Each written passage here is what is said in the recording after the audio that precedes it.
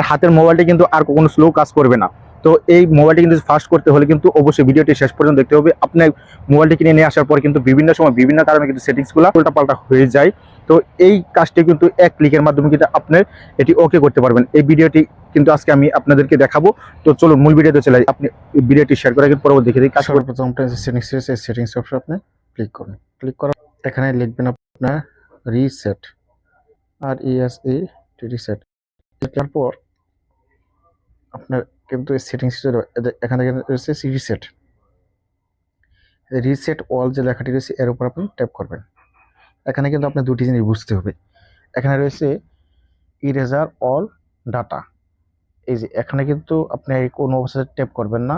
আপনি যা করতে হবে দেখেন রিসেট অল সেটিং এর উপর আপনি ট্যাপ করবেন। ট্যাপ করার পর এখানে দেখেন যে আবার এখানে রয়েছে রিসেট অল সেটিং এর উপর আবার ট্যাপ করবেন। আমি আবার বলতেছি রিসেট অল ডাটা এর উপর আপনি কখনো কিন্তু ট্যাপ করবেন না। এই কাজটা আপনি করবেন না, তাহলে কিন্তু আপনার সমস্ত ডাটা মুছে যাবে। আপনি করবেন যে রিসেট অল সেটিং এর উপর আপনি ট্যাপ করবেন। ট্যাপ করার পর আপনার যে লকটি রয়েছে এই লকটি কিন্তু আপনি দিতে হবে, ফিঙ্গার লক। আপনার যে লকটি যে প্যাটার্ন লকটি দেওয়া লাগবে। দেওয়ার পর ওপেন হওয়ার পর এই যে এখানে দেখেন রয়েছে রিসেট অল সেটিংস।